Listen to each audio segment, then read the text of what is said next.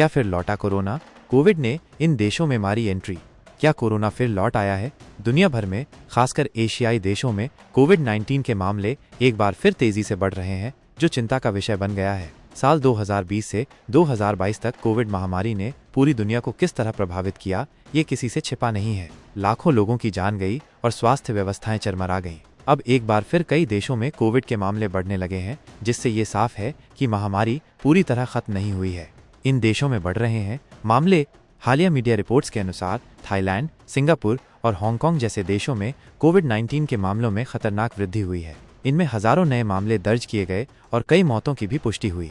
Singapore, जो हमेशा से पर्यटकों के लिए पसंदीदा जगह रहा है, वहां मई की शुरुआत में कोविड मामलों में 28% की वृद्धि दर्ज की गई। इसके साथ ही अस्पताल में भर्ती होने वाले मरीजों की संख्या में तेजी आई है। हांगकांग की स्थिति भी कुछ अलग नहीं है। यहाँ भी कोविड के मामले लगातार बढ़ रहे हैं और अधिकारियों ने लोगों से सावधानी बरतने और गैर जरूरी यात्राओं से बचने की अपील की है। पर्यटन गतिविधियों को सीमित करने की सलाह दी गई है, जिससे संक्रमण के प्रसार को रोका जा सके।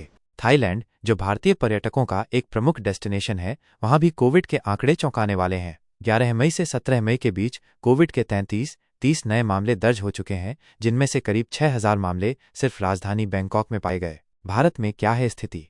भारत की बात करें तो स्थिति फिलहाल नियंत्रण में है, लेकिन केंद्रीय स्वास्थ्य मंत्रालय ने एहतियात बरतने की सिफारिश की है। खासकर केरल, महाराष्ट्र और तमिलनाडु जैसे राज्यों में कोविड के एक्टिव केस सबसे ज्यादा हैं। इन राज्यों में गैर जरूरी यात्राओं से बचने की सलाह दी गई है। यात्रा करने से पहले बरतें सावधानी। इन हालातों में ये जरूरी है कि लोग यात्रा से पहले ताज़ा जानकारी लें और कोविड संबंधित गाइडलाइंस को समझें। वैक्सीनेशन की स्थिति की जांच करें। सुरक्षित यात्रा के लिए यह जरूरी है कि मास्क पहनें, हाथ धोएं और सामाजिक दूरी जैसे मूलभूत नियमों का पालन किया जाए। याद रखें, थोड़ी सी सावधानी आपको और आपके परिवार को बड़ी मुसीबत से बचा सकती है। इसलिए अगर आप विदेश या देश के किसी प्रभावित क्षेत्र में यात्रा का मन बना रहे हैं, तो फिलहाल उस योजना को कुछ समय के लिए टाल देना ही बेहतर रहेगा।